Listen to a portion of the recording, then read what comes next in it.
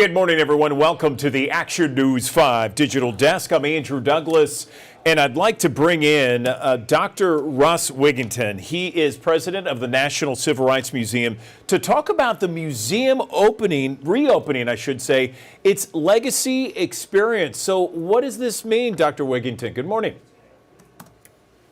Good morning. It is an opportunity in our 35-year anniversary year to lift up the civil and human rights stories of the last almost 60 years since Dr. King was assassinated on the balcony outside of room 306. The ability to talk about things like the Poor People's Campaign exhibit, to talk about the principles that Dr. King left us in his last book, Where Do We Go From Here? Chaos, Our Community.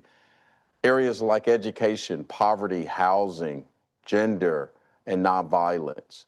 The opportunity to be reminded that we are still grappling with those issues and that everyday people who do extraordinary things is still fundamental to civil and human rights work as it was in the past, is today, and will be in the future.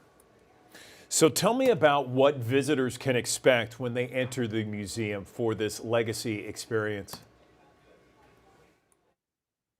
They can expect a technologically advanced, thoughtful interaction with artifacts that will provide situations and opportunities for people to engage much more deeply in areas that we are in today's time.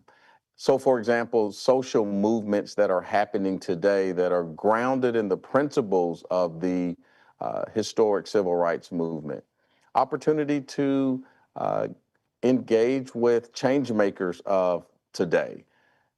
The recognition of the Black Lives Matter movement, the recognition of artifacts from people today who have done important work all across our country is what you will experience in the legacy experience. Russ, I understand there's some new insights into Dr. King's assassination, newly uncovered documents. What can you share about what's been found? Some may know that we have had the responsibility of being the holders of the state's evidence since our founding, and that those documents, utilizing those documents to contextualize a very important dimension of the assassination, and that is, why was Dr. King killed?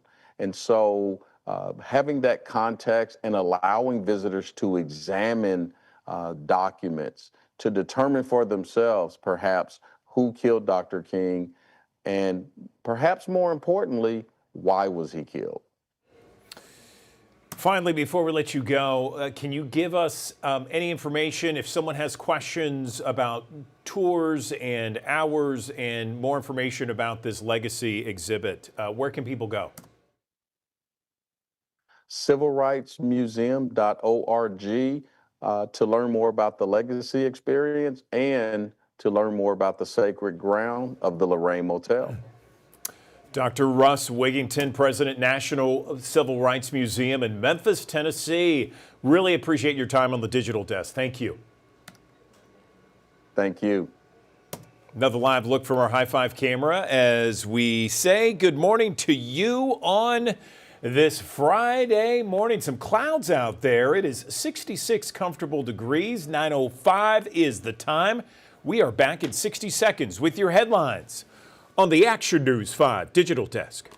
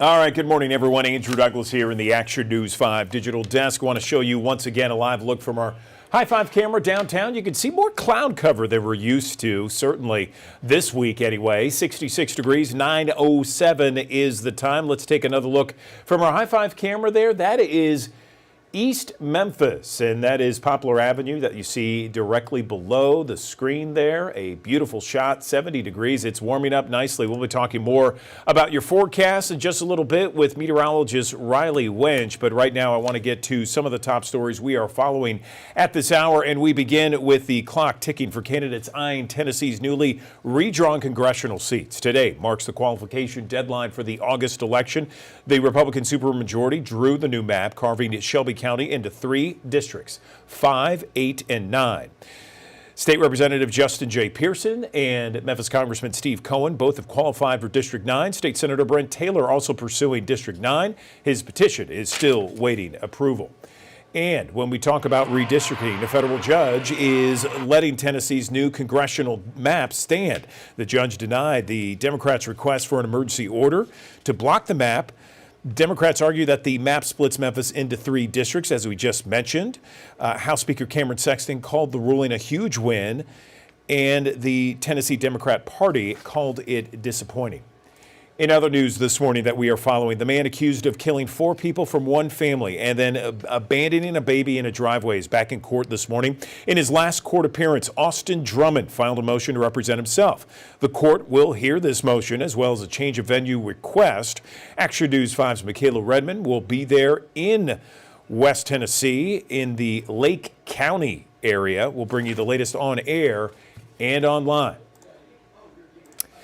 Also in court this morning, one of the men accused in the murder of Memphis rapper Young Dolph, Cornelius Smith, was expected to accept a plea deal earlier this year, but his attorneys have asked for more time to work out specifics. Now, Smith's attorney says safety concerns are holding up the process, telling the court they cannot find a safe place for him to stay. Memphis Safe Task Force is facing some scrutiny for trying to arrest a suspect at his job. It went sideways, resulted in gunfire inside a Burger King. It killed Darren Pigram. A DEI agent told Action News 5 that Pilgrim reached for his gun in his waistband. A legal expert says it is legal for law enforcement to serve arrest warrants at a suspect's place of employment, but it's not wise because it can put innocent bystanders in harm's way. Memphis Safe Task Force began operations in September. They have arrested more than 9,000 people and more than 1,000 for drugs, 850 people for guns, 105 people for sex crimes, 67 for homicides. 960 known gang members have been arrested and 265 juveniles. Also, there have been 150 missing children found with the Memphis Safe Task Force.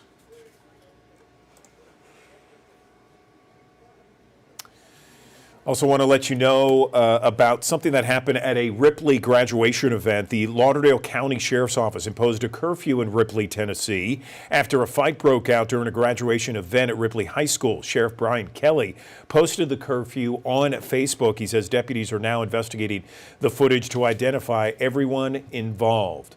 Let's talk now about Bartlett crossing guard. A student and crossing guard recovering this morning after being hit by a car in Bartlett. This happened after dismissal near Ellendale Elementary. Leaders of Bartlett City Schools say this serves as a reminder to remain alert and slow down in those school zones. Memphis police searching for whomever pulled the trigger and shot a 94-year-old woman at a home on David Street in Orange Mound just before 12:30 yesterday afternoon. They found the woman. She appears to be in non-critical condition. Anyone with information is asked to call or text Crime Stoppers. You can remain anonymous and be eligible for a reward. That number is 901-528-CASH. Tunica Public Library is reopening today at a different location. As you can see in these pictures, a fire destroyed the branch back in February. The building is still being constructed. In the meantime, the library set up shop at a temporary location, the old Health Mart Pharmacy. That's at 1181 Main Street in Tunica, Mississippi. That's right across the street from the post office. Mid-South mother's accepting her son's diploma while he fights for survival in the ICU. Jay Callan Summers was one of several teens shot during the Brownsville, Tennessee pre-prom mass shooting last Friday. His family says he worked hard to graduate. Now he's recovering from gunshot wounds instead of walking the stage himself. If you have any information about this shooting, you can leave tips anonymously. Call the TBI at 1-800-TBI-FIND. Check this out. The Mid-South's newest pro hockey team is known as the Mid-South Monarchs, making the return of pro hockey to the Mid-South after a decade. Here's a look at the logo. The Monarchs will start playing games at the Landers Center in South Haven this coming October. We have a link to season tickets on our website. Just go there, actionnews5.com. And the St. Jude Dream Home giveaway, time running out for you to get your tickets and win a brand new home in Arlington. 3 beds, 3 baths, 3-car garage, valued at $675,000 in Arlington. As I mentioned, it can be yours for just $100 a ticket. Best of all, every dime from this giveaway goes towards the families of St. Jude, so they don't have to worry about paying for treatment. And if you enter by midnight tonight, you can win the ultimate Memphis basketball prize, season tickets to the Memphis Grizzlies, season tickets to the Memphis Tigers men's basketball team, and a weekend getaway at the Peabody Hotel. Just go to dreamhome.org right now. Another live look from our High Five camera. As you can see, 70 degrees, 913 downtown. We're back in 60 seconds on Action News 5's Digital Desk.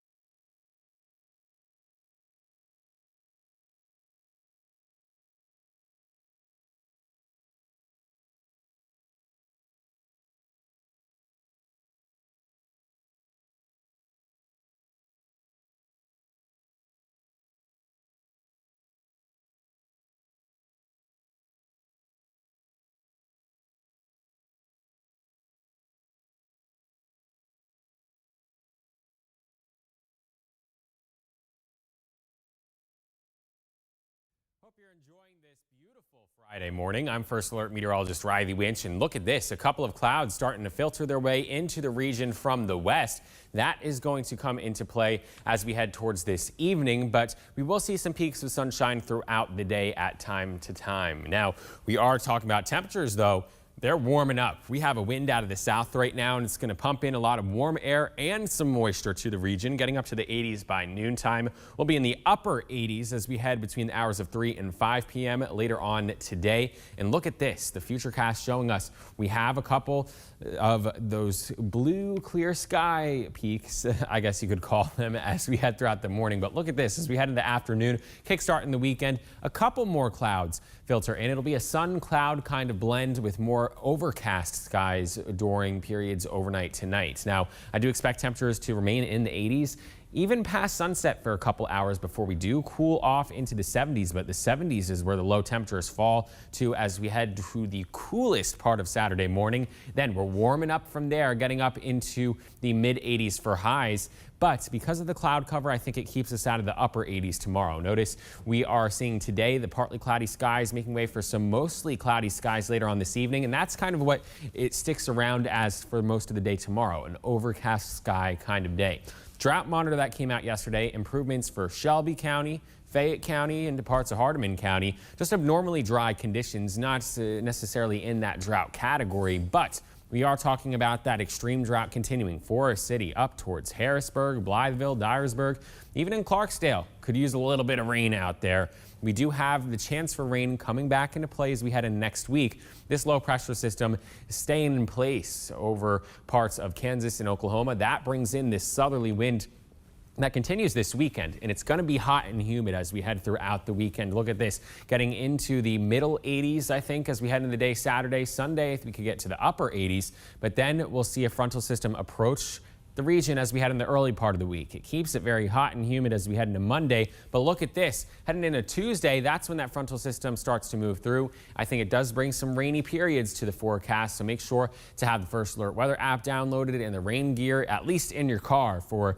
those days, Tuesday and Wednesday. Low rain chances as we head throughout the week. I do think the rain will come in a scattered form as we head into Tuesday and Wednesday. Most of us picking on some rainfall accumulation rather than not. And this is what that rainfall forecast looks like. And again, this is days out. It's going to fluctuate up and down over the next couple of days. But the current thinking is around half an inch for a good portion of the area is more than possible between Tuesday and Wednesday as we get some of this rain to move its way through. So it's going to stay humid today. Yesterday was in the pleasant category, but because of that southerly wind, we're pumping in some moisture to bring that humidity today into the weekend. It even gets muggy as we head into next week as we keep pumping in so much moisture, really, that eventually it's going to have to fall. And it looks like Tuesday and Wednesday, it does start to fall as rain.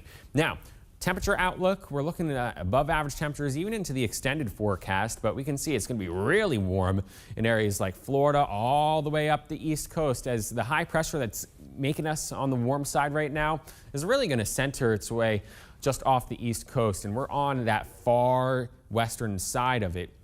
However, we're close enough to it to get highs into the mid to upper 80s. This is running a few degrees above average for this time of year.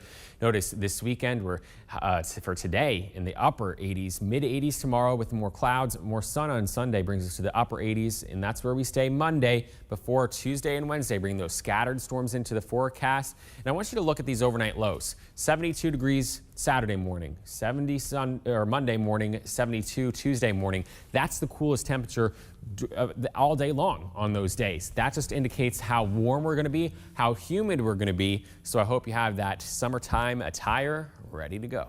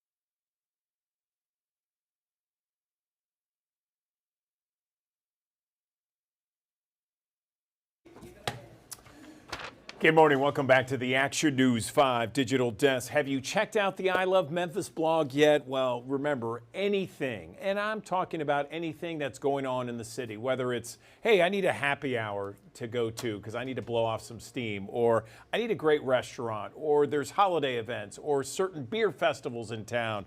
Anything you can think of, anything you want to do, if you want to go out, a guy's night, ladies' night, people coming in town, ilovememphisblog.com. The person who runs it joins me now on the Action News 5 Digital Desk, Jalen Soucek, once again joining us. And Jalen, I always get excited for our interviews because you come up with all these different events that are happening, and they're always so great. And Memphis in May is the best time of the year, is it not? Good morning. Good morning. Yeah, it's the best and busiest, I'd like to say, but there's a lot of good events and there's a lot of new things that have been happening in May, which I'm really excited about because you have, those big events that we know and love, but there's a lot happening. Our guide right now has 35 plus events for the month of May. 35 events. Nice. Okay, so we can't hit on all 35, but that is a tease for our audience to go to ilovememphisblog.com, check them out. Let's highlight a few of them. Yeah, absolutely. So the first one is actually something that's already underway and it will go all month long and into mid-June. And that is called Experience Memphis Gardens. This is in its fourth year. And again, it runs through June 14th. It's free. And what this essentially gets you is you can tour about 280 private, public, community, school gardens. And this is all across the city, 35 plus different neighborhoods. So they do those garden tours on Friday, Saturdays, and Sundays, and you'll have some really cool backyard oases, urban retreats to even people that have chickens, bees, alpacas.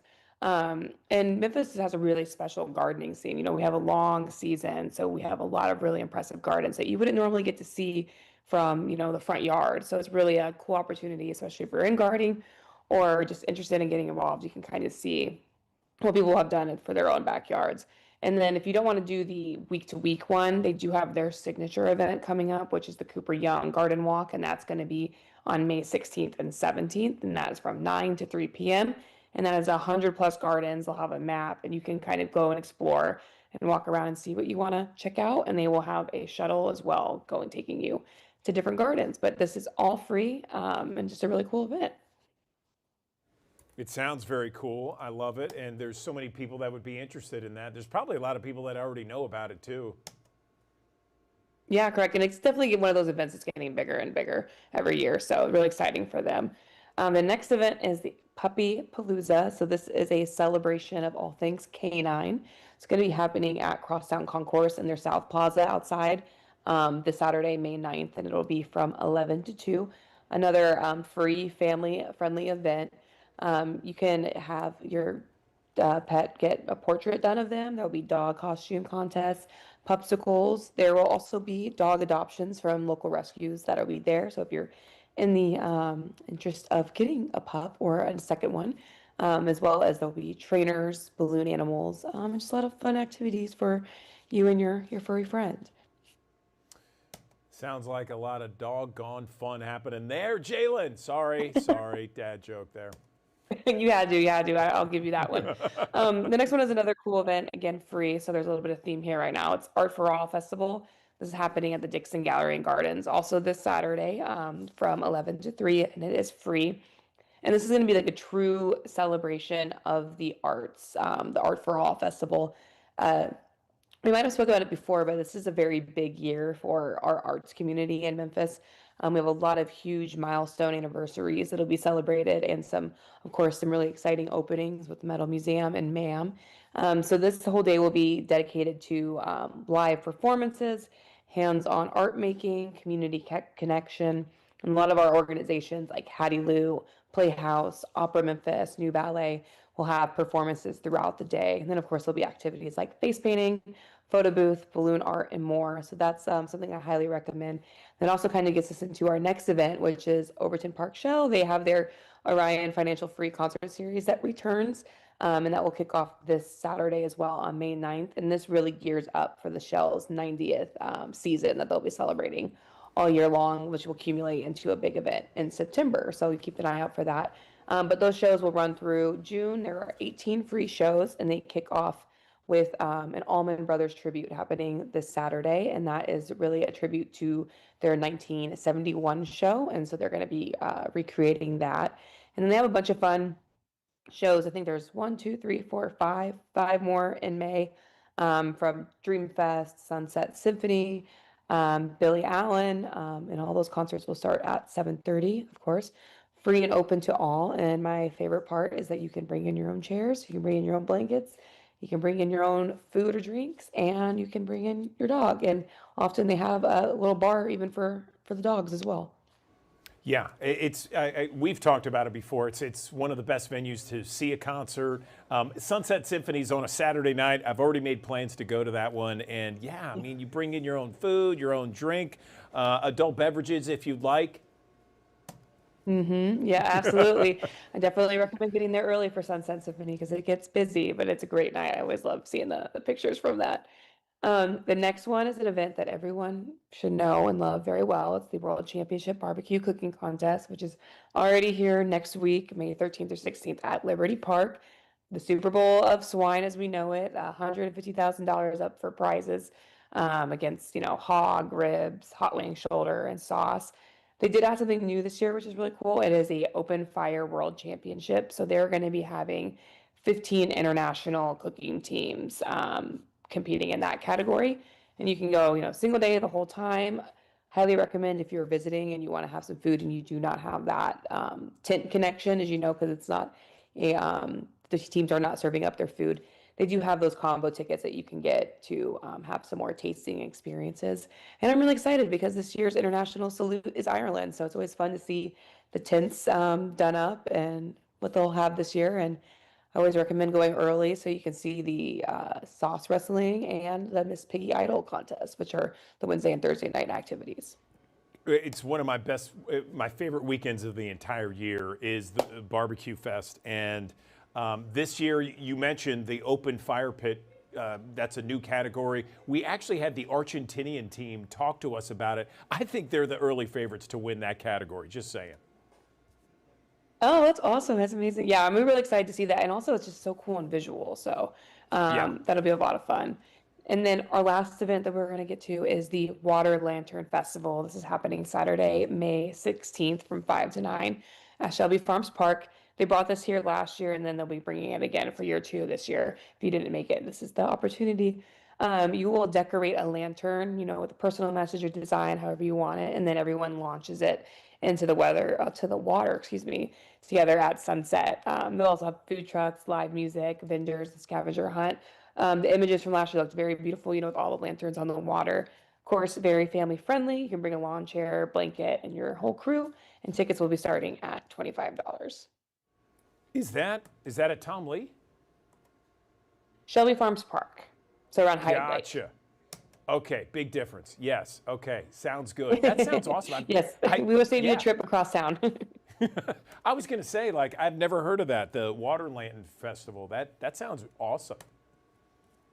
Yeah, it's the second year for it, and hopefully it'll be something that continues to happen every year. I think it went really well last year, and people really enjoyed it, so I'm really excited about that. But those are just a few of the events happening this month. Again, our guide has 30 plus more. We had Greek Festival just on, which was great to hear from them. That'll be a great event this weekend. There is Memphis Italian Festival coming up, Margarita Festival, Sundresses and Linen. This is the month of festivals for sure. Look, I know you enjoy all festivals all the time in Memphis throughout the year. Is there any particular one this month that you're really excited about? Oh, gosh, that is hard. I am really excited for the Art for All Festival just because of the moment in the arts right now. And I think it's a really good family-friendly event and really get people exposed to all these different art forms. Maybe you don't necessarily think that you're an opera fan, but to experience it live and see the talent that a lot of these Memphians have, and we're just a great, super talented ballet city. I'm really excited for that, and I'm really just happy for those organizations in this moment right now. Jalen Suchek with the ilovememphisblog.com. Always appreciate you coming on the Action News 5 Digital Desk. Thanks for all these goodies. We appreciate it, and we look forward to the next time you join us. Take care. Thanks, Andrew. Happy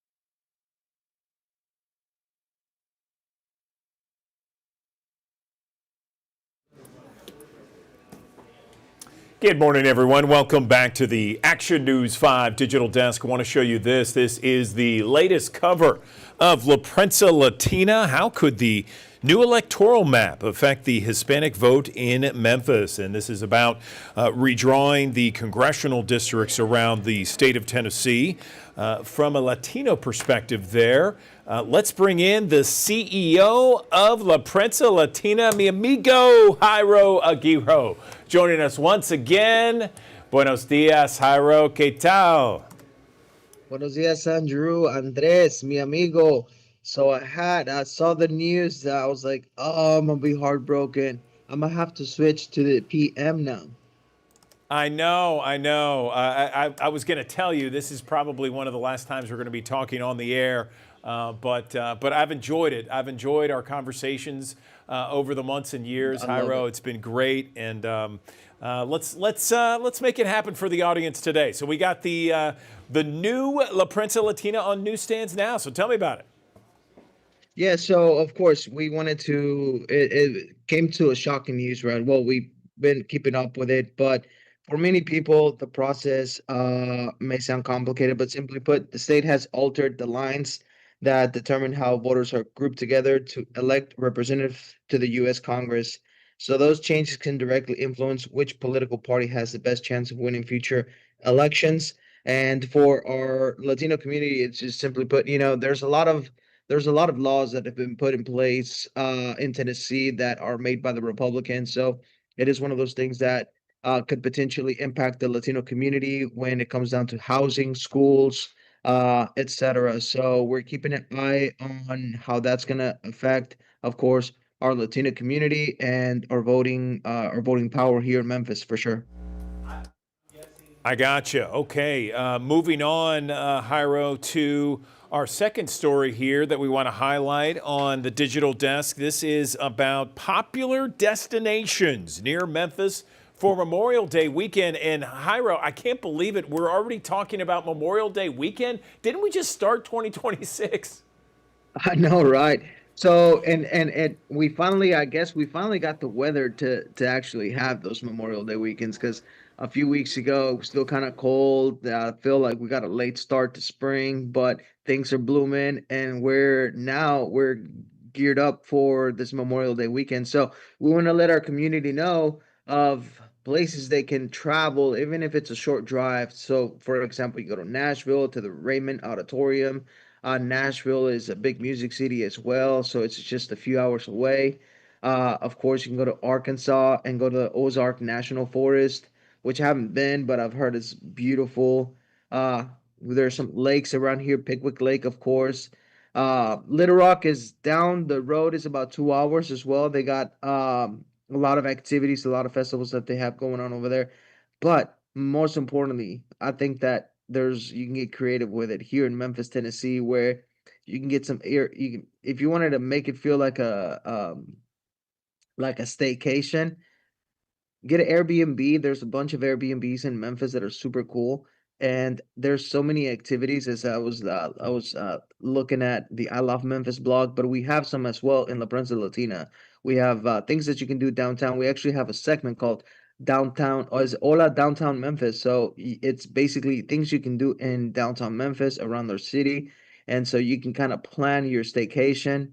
Uh, and I suggest doing that. We have the best food, we have the best events, we have great things you probably didn't know that Memphis has, good exploring, and make it a whole staycation out of it for Memorial Day.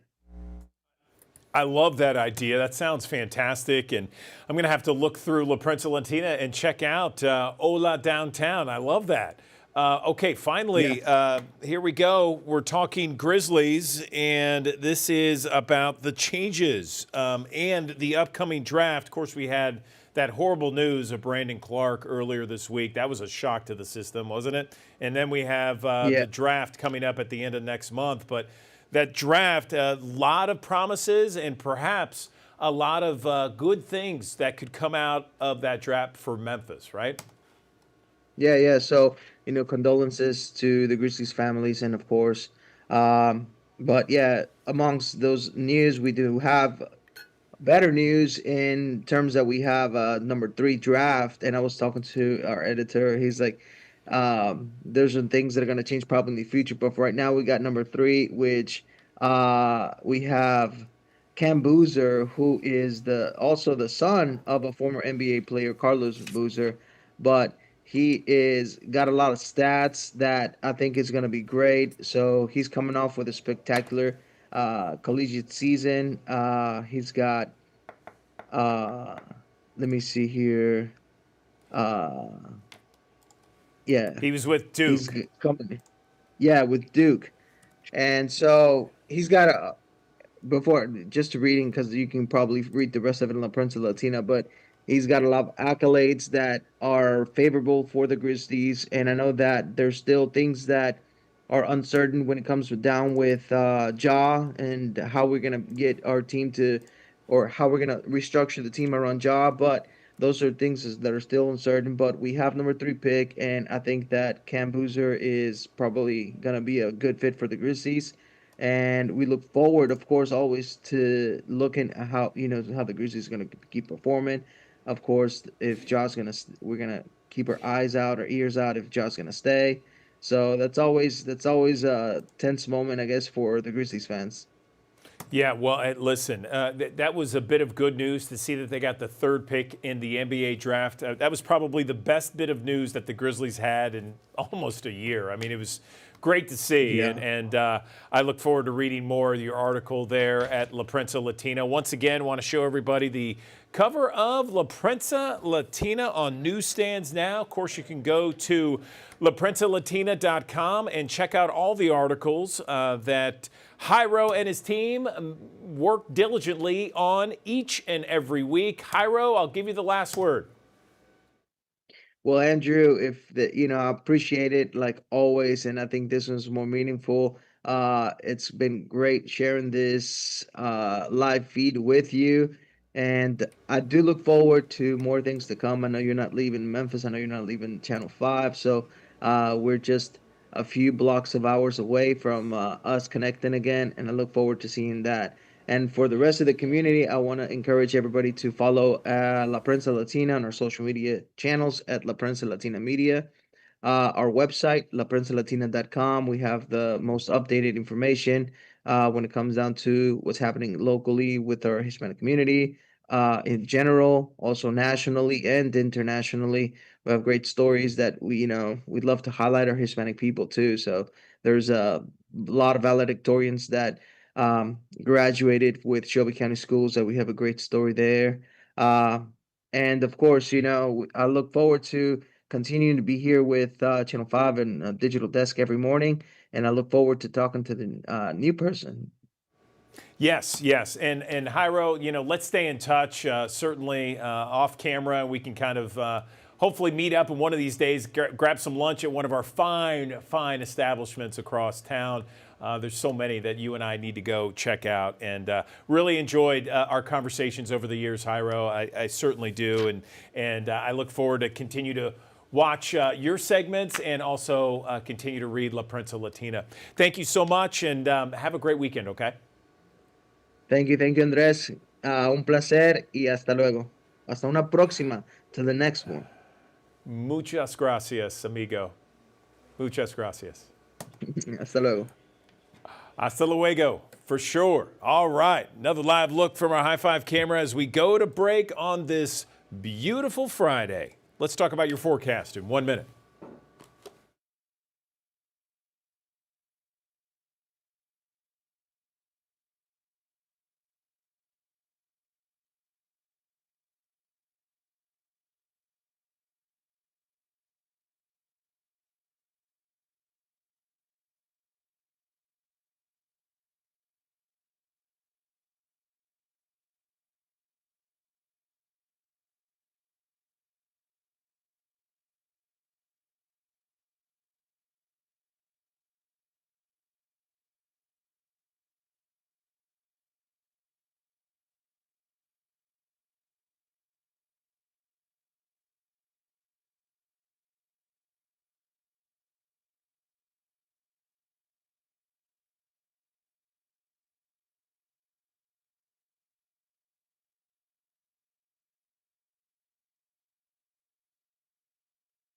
Hope you're enjoying this beautiful Friday morning. I'm First Alert meteorologist Riley Winch, and look at this. A couple of clouds starting to filter their way into the region from the west.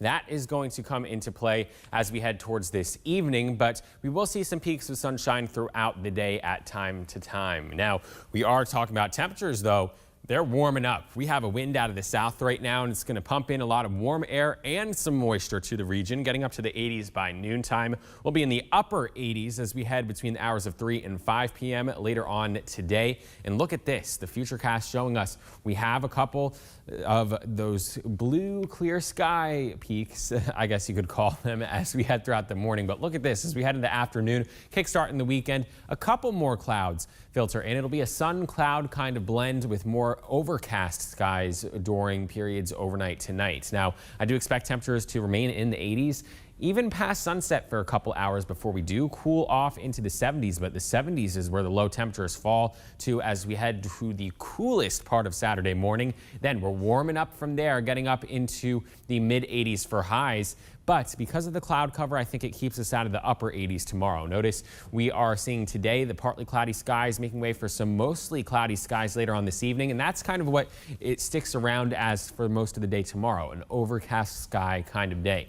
Drought monitor that came out yesterday, improvements for Shelby County, Fayette County, and parts of Hardeman County. Just abnormally dry conditions, not necessarily in that drought category, but we are talking about that extreme drought continuing. Forest City up towards Harrisburg, Blytheville, Dyersburg, even in Clarksdale could use a little bit of rain out there.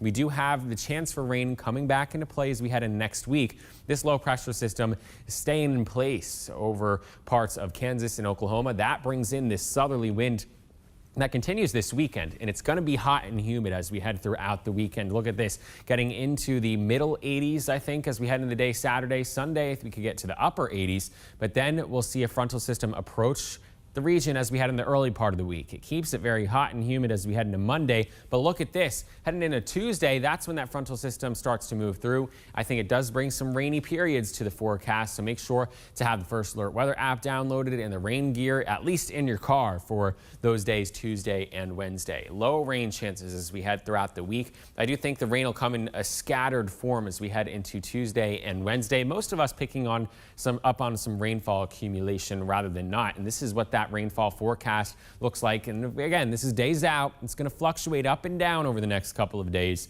but the current thinking is around half an inch for a good portion of the area is more than possible between Tuesday and Wednesday as we get some of this rain to move its way through. So it's going to stay humid today.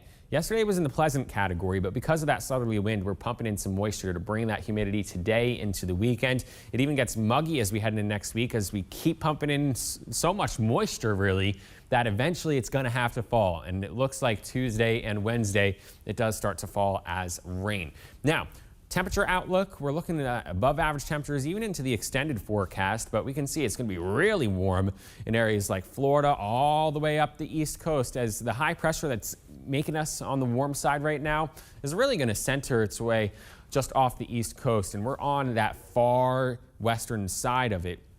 However, we're close enough to it to get highs into the mid to upper 80s. This is running a few degrees above average for this time of year. Notice this weekend, we're for today in the upper 80s, mid 80s tomorrow with more clouds, more sun on Sunday brings us to the upper 80s, and that's where we stay Monday before Tuesday and Wednesday bring those scattered storms into the forecast. And I want you to look at these overnight lows. 72 degrees Saturday morning, 70 Monday morning, 72 Tuesday morning. That's the coolest temperature all day long on those days. That just indicates how warm we're going to be, how humid we're going to be. So I hope you have that summertime attire ready to go.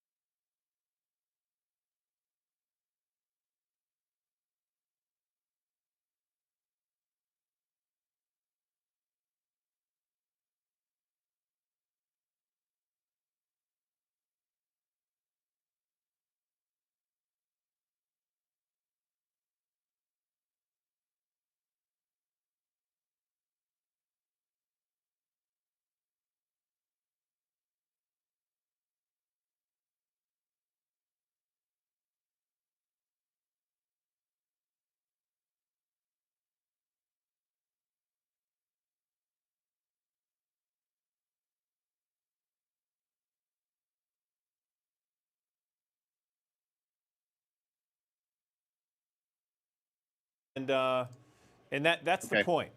Okay. Bring in Chris Myers.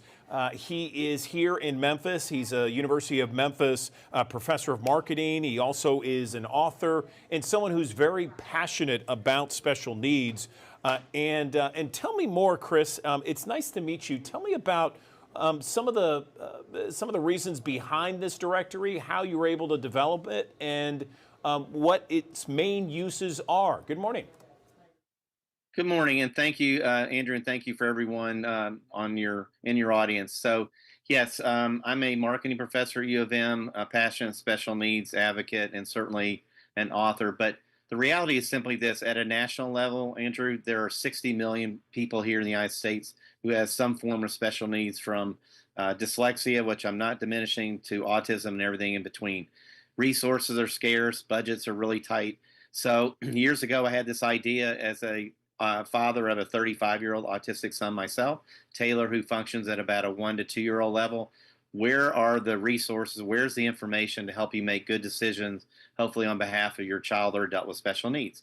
So I had this idea, and I partnered with U of M years ago, did nationwide research, and found that, you know what, there's really a need out there for a real-time, information-driven kind of platform to help families and caregivers and guardians make good decisions. So through long, travels with a lot of organizations, I found most recently a group up in New Jersey called Helpopedia. They are small but rapidly growing, and they had a significant need for a signature type initiative. And I said, guys, you know what?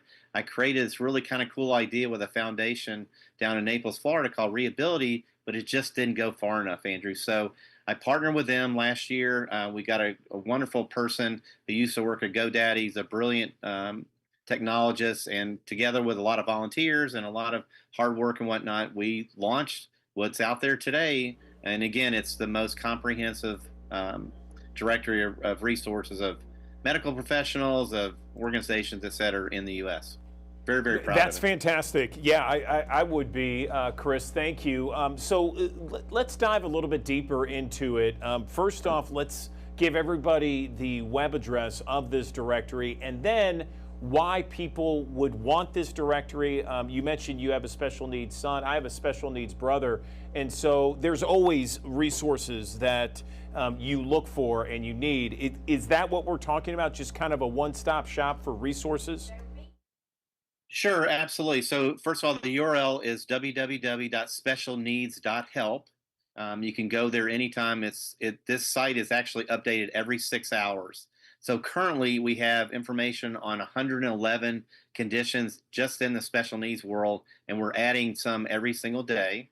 We have almost 30,000 medical professionals, attorneys, dentists, other people that affect that person's welfare on the site.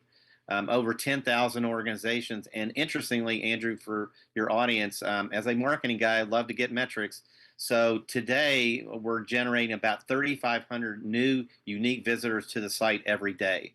So we just launched 3 weeks ago. We haven't even put any marketing budget or dollars to it.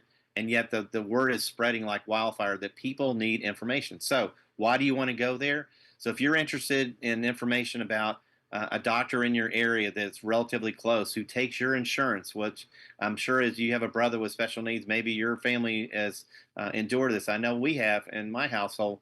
Do they take TennCare? Do they take Blue Care? Do they take private pay? What kinds of specialties they have? Do they have information about SSI, part of Social Security? What attorneys can I talk to? What dentist will take my information? A whole litany of just information that's information rich on all the different things that a special needs person or adult or someone guarding as a guardian for that person would want to know. So it's incredible. I mean, I get goosebumps about it because every single day, literally, we change to add more information. Which, if you're in Memphis or you're in Anchorage, Alaska, across the country, you're going to want to have information to help you make good decisions. And that's why we built it. Fantastic. Yeah, and I just want to make sure that people know it's specialneeds.help is the website where you can get this, everything you need here, one-stop shop. Now, is it something across the country? Is it something locally, regionally, nationally, internationally? What? It's across the country, including the District of Columbia. And as I mentioned, we have about 30,000 professionals, but goodness, they're probably 3 to 4 times that across the country. With all the folks that impact this population. So we will be adding those. There's a cost associated with it. It is a free resource, but we're certainly as a nonprofit going to be knocking on doors to get some sponsors and donors and people that would want to contribute toward us expanding. And you mentioned internationally. Interestingly, as part of our network of folks who are already on our board and whatnot, we have people in the UK, Canada, and France, and we haven't even contacted them, but word has spread across the pond, if you will, that they are interested in having a directory for their particular country, that's as robust as ours. So yeah, we would love to have, I'm a marketer, I'm a grand vision kind of person, if you will. I would love to have a directory that serves, all 200 whatever how many countries and territories around the globe. That's in the future, but yeah, not too far. That's great. Chris, it sounds fantastic. Again, specialneeds.help, free resources for everyone in the special needs community. Anything else before we let you go, Chris? This is fantastic. Yeah, nothing specific other than I'm available. I'll be happy to give you, and WMC my contact information, because again, there is a lot of stress out there, Andrew. I know you know that. Your viewers know that. So there is information available. This site will provide lots of good guidance about all kinds of things affecting special needs individuals and their families and whatnot. So I encourage people to go there. If you don't have what you're looking for and you want something to be added, please reach out to me. I know these folks well, and I know the developer really well. Would be happy to add if it will help you. That's what it's about, trying to provide help. Specialneeds.help. Chris Myers here talking about this amazing directory for anyone in the special needs community where they can go and get that free resource. Thanks for coming on the Action News 5 Digital Desk, Chris. Really appreciate your time, and congratulations on putting this huge resource together for so many people who need it. Thank you. Andrew, thank you so much, and thank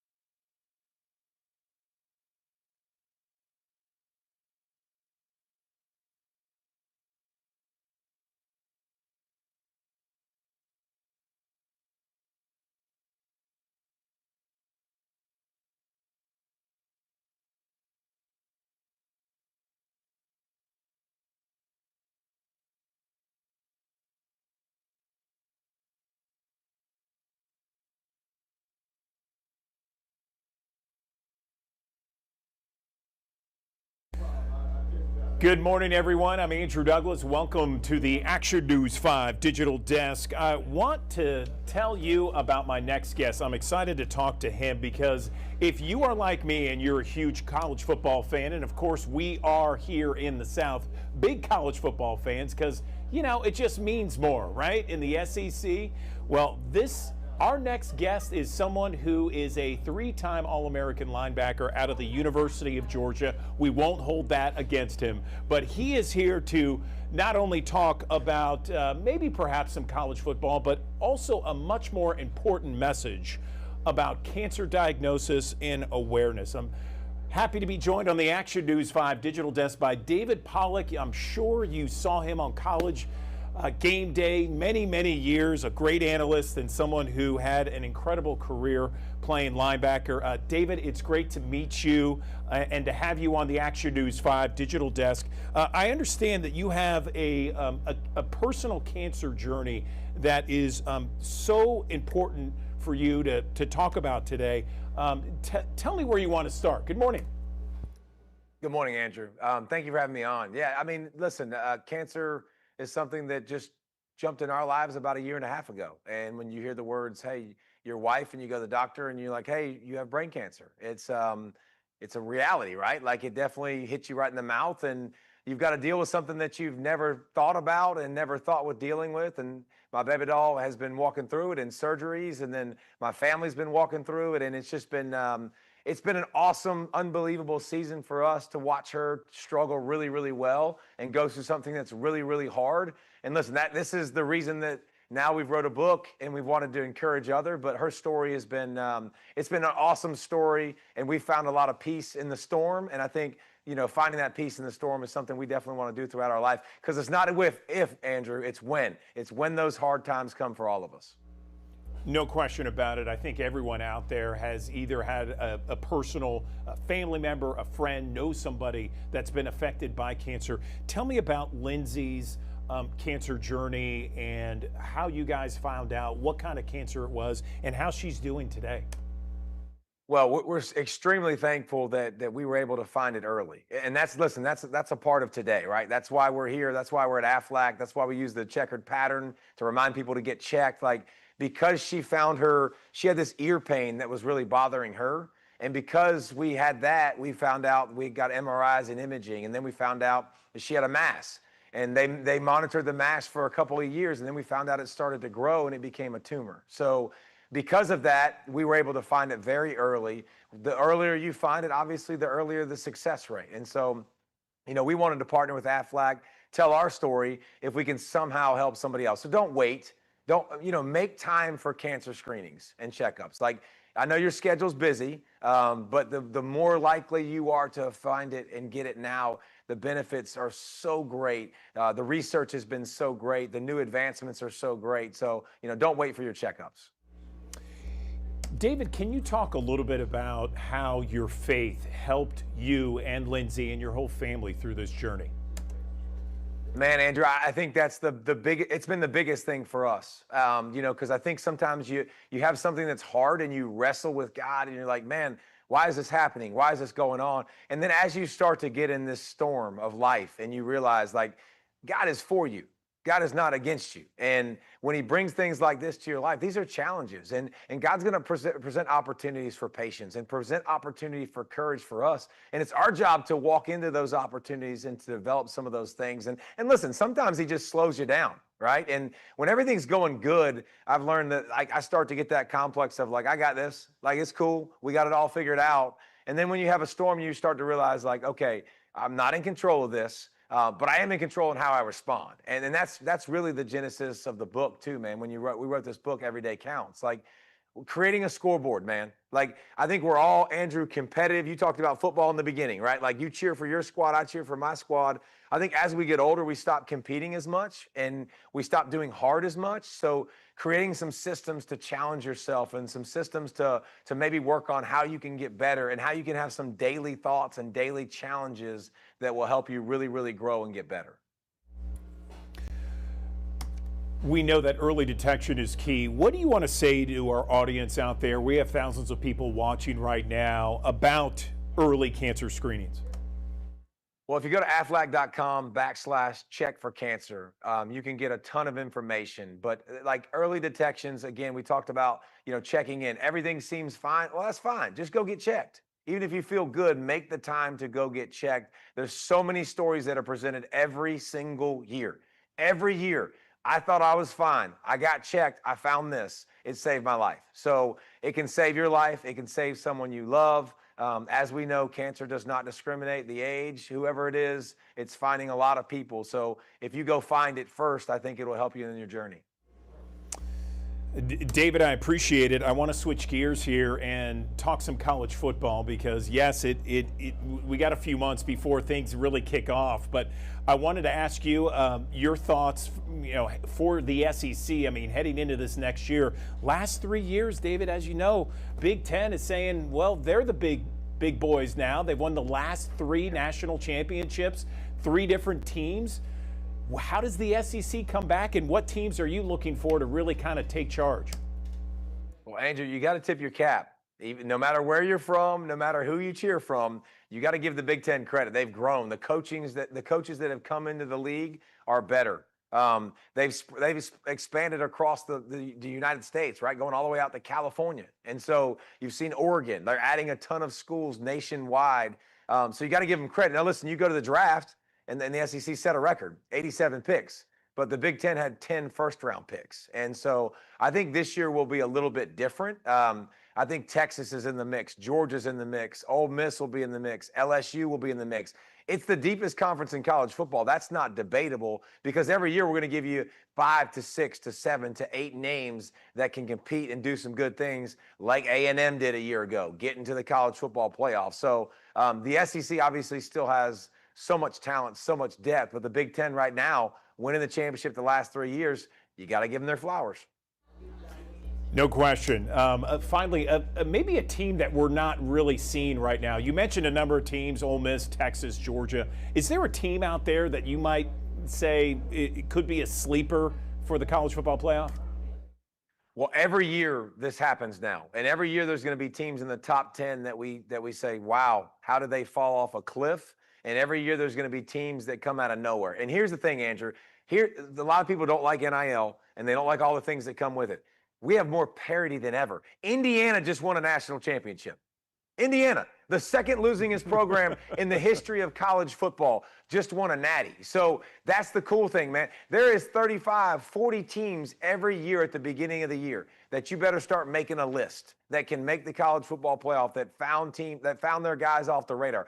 Oklahoma State is a team that is off the radar big time that I think that has a chance to be really, really good. Eric Morris comes from North Texas, brings almost his whole squad. It's not Indiana because it's going to be hard to repeat that, but they've got a lot of good coming back with them. And so I think they're a team that in the Big 12 will be able to make some noise and beat some teams they probably shouldn't.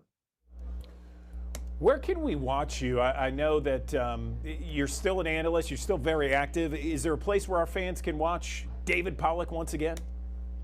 Yeah, you can go to my YouTube. I have See Ball, Get Ball. Again, Andrew, play defense for a reason. So, hike the ball, see the ball, go get the ball. It made sense for the name of the pod. But we break down college football several times a week, all the different angles. Because like you said, it just means more. It's the greatest sport to me on the planet. So we love talking about college football. Absolutely. David Pollack, great chopping it up with you. I appreciate it.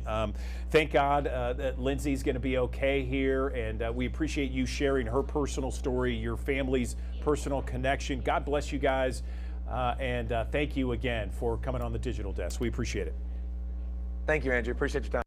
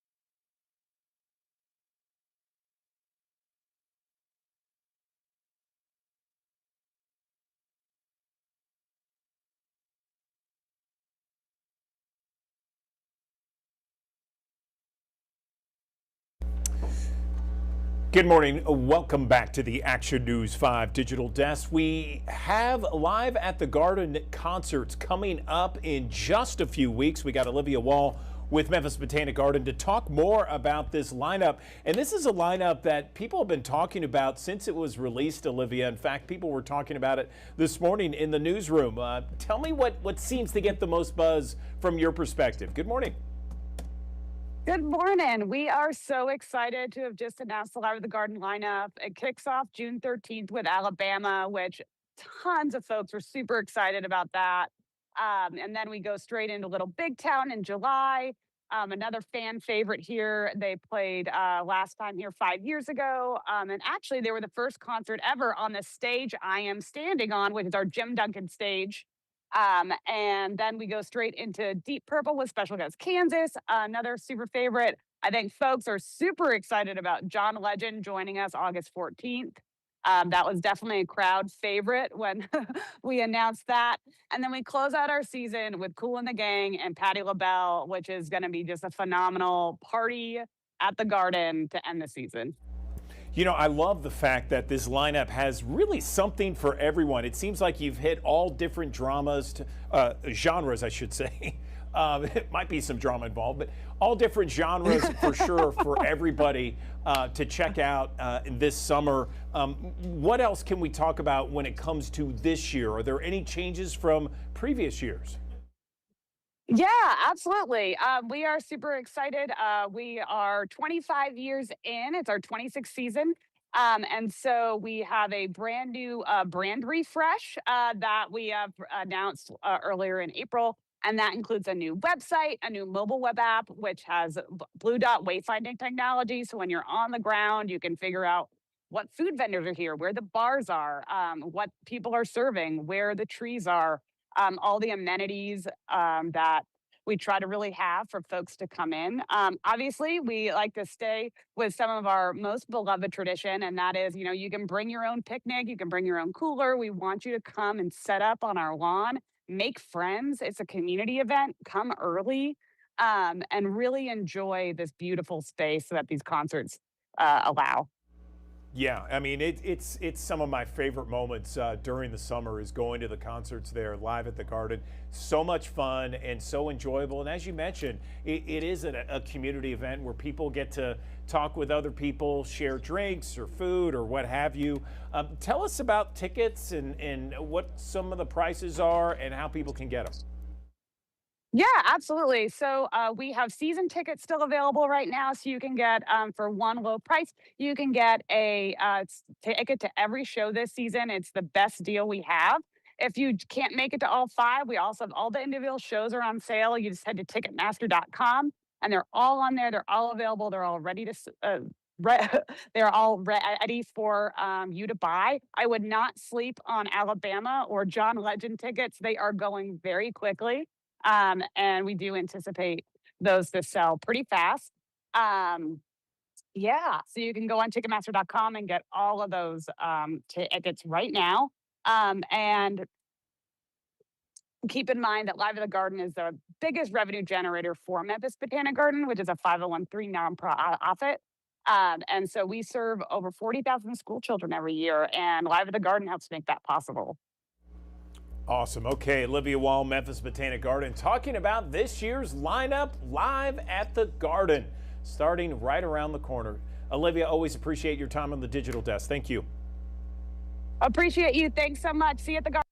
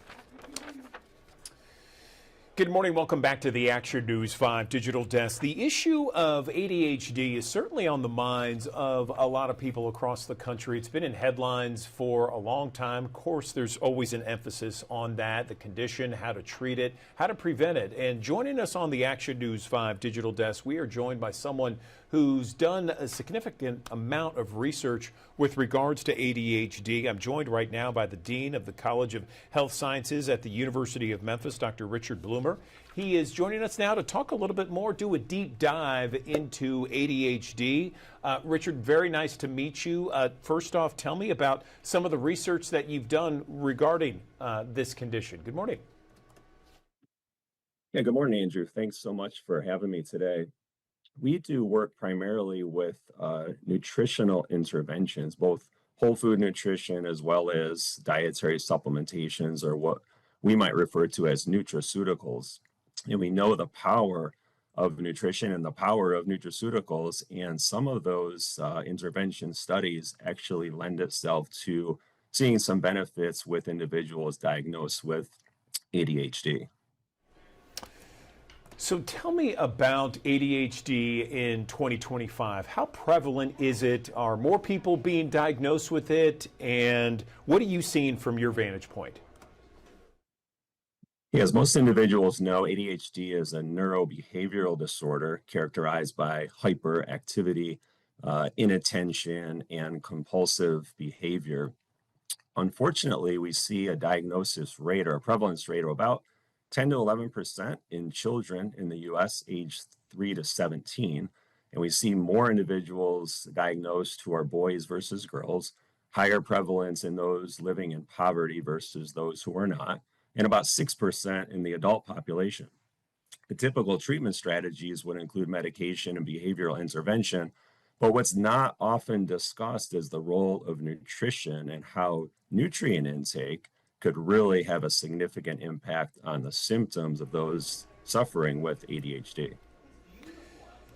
Let's talk more about that aspect, because I understand that perhaps prescription medicine, in your view, may be something that could take a back seat to more of a dietary or nutritional supplementation. Is that right?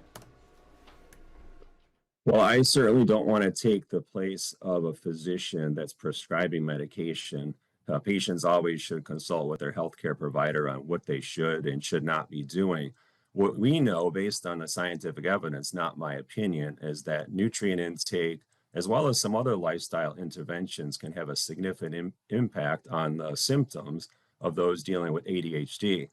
First and foremost, we look at maintaining a very regular schedule, going to bed at the same time each night, waking up at the same time each day, obtaining adequate and quality nightly sleep of about 8 or more hours per day, engaging in structured physical activity and regular exercise, and then hopefully adopting a dietary strategy that includes what we might consider to be a very pure or a clean diet. And what the scientific literature indicates is that there's been many studies involving many different dietary approaches, but the one that seems to rise to the top is what we would refer to as an elimination diet.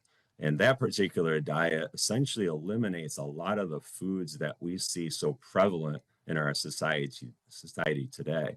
Those would be things such as processed foods, highly processed foods, packaged foods. Sometimes eliminating dairy seems to have an impact. Sometimes for some individuals, eliminating gluten products or grains seems to have an impact, and certainly products that have added sugar. So a purified diet essentially would include lean meats, chicken, turkey, fish, some lean red meat as well, vegetables, fruits, and some legumes and some whole grains as well. That sort of dietary approach we see in the science actually shows to be most effective for individuals that do have ADHD. Very interesting. I'm very interested in what you're talking about and some of the science and research that you've uncovered. So if someone is watching out there, and we have thousands of people who watch each and every morning, Richard, and they have a family member who has been diagnosed with ADHD, where should they begin? Should they begin this kind of elimination diet and perhaps go all in on a clean diet with, no processed foods, gluten-free, dairy-free? What do you think?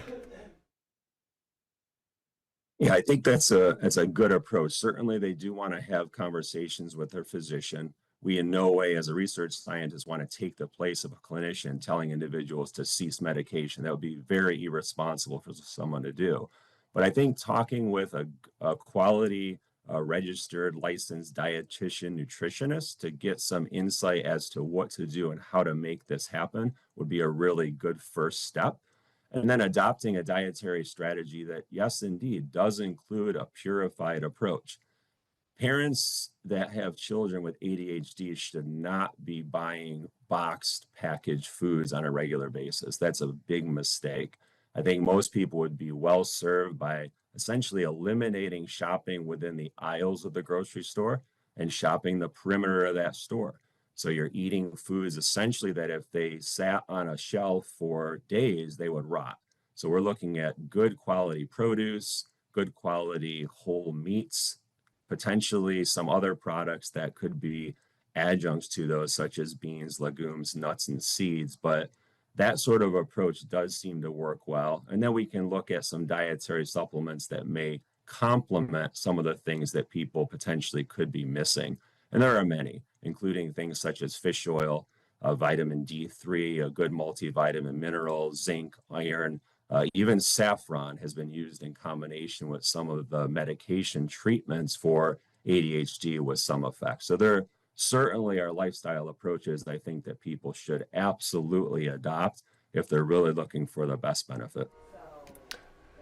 I find this all very fascinating, Richard. Thank you so much for this. I have a family member and actually multiple family members that have been diagnosed with ADHD. But, you know, this diet that you're talking about, it actually sounds like a diet we should all take in some form or fashion. Very healthy, very clean, something that's not processed, and something that I think would have multiple benefits no matter who you are, whether you're diagnosed or not diagnosed. You're absolutely right. It's the diet that I try to adopt on a very regular basis and have done so for many years. Of course, I like some carbohydrate as well in the form of rice and pasta, but clearly from a metabolic or a cardiometabolic perspective, if our population would adopt a diet similar to what I'm describing here, the healthcare economy would be in much better condition and people would feel and perform much better. So if we can get that message across, Andrew, I think we're doing something really good. Agreed, for sure. Is there a place online, perhaps, Richard, where we can find some of this research that you just talked about? It's very valuable. There is. I would strongly recommend, rather than people doing Google searches and reading various authors, to go directly to the source data. And that could be found on a website called PubMed, P-U-B-M-E-D, PubMed. People can just do a search for that. And it's a national database, and many, not all, but many scientific studies that have been published will be available there. Sometimes they could read the full text article. Sometimes they'll just have access to the abstract, but they will at least be able to see, is this valuable for me to consider? And they would simply type in something along the lines of ADHD and elimination diet, or few foods diet, or something along those lines. And they'll be able to see the scientific studies that are specific to that topic. Dr. Richard Bloomer, Dean of the College of Health Sciences at the University of Memphis, I really appreciate your conversation and the research for this topic. Thank you so much for coming on the Action News 5 Digital Desk and talking about a very important issue that is so prevalent to so many families out there. We appreciate your time and invite you to come on anytime. Thank you.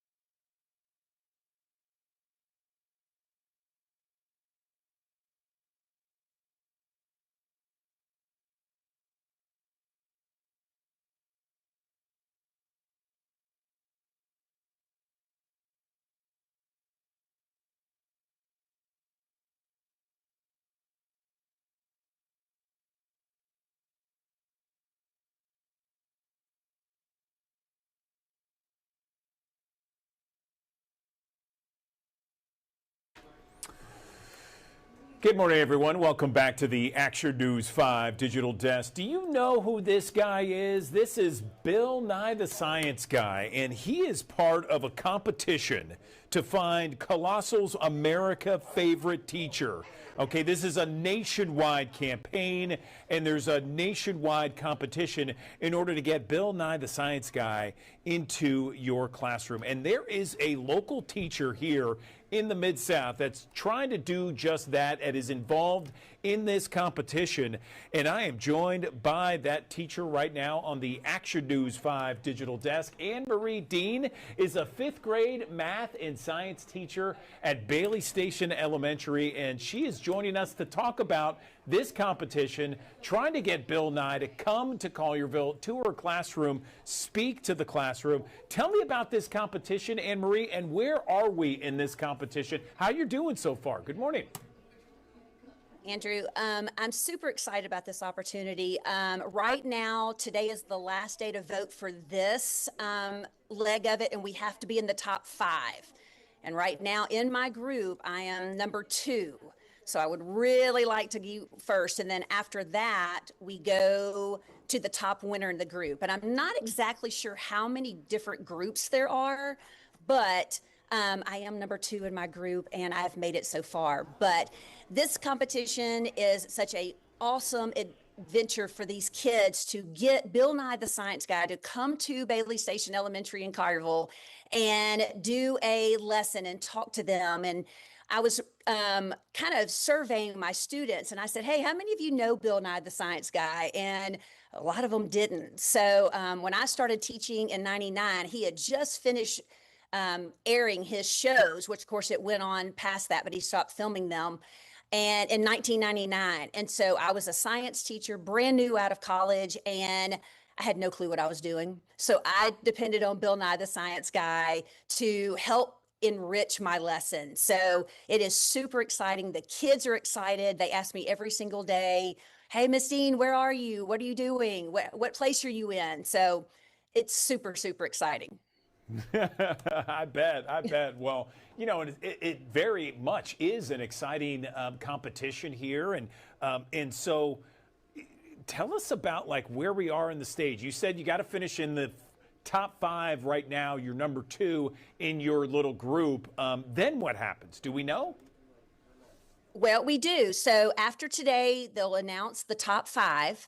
And then, so it does it a week at a time. So next Thursday, you have to win your group to automatically move on. If you get in second place, it's kind of like the March Madness with basketball. They have or baseball too. They have wild cards. In the second place in each group will go into a wild card voting, and it'll last 2 days instead of a week. And then you will be divided into different regions of the nation. And the top winner, that'll be the quarterfinals. And so you have to win your quarterfinal, and then they'll divide you up again, and then you'll do the semifinal, and then you'll get into the finals. And then I believe it's the first week in June that they will finally announce the winner, but it could be the last week of school. So it'll be super exciting to get to that point. But again, we're playing week by week and just keeping our fingers crossed. Yeah, absolutely. Well, we're all rooting for you here at Action News 5. It's certainly an exciting opportunity for you, and there's other prizes involved, right? There are some personal prizes. There's cash, there's a trip, and of course, I would absolutely love to have those, but I just cannot.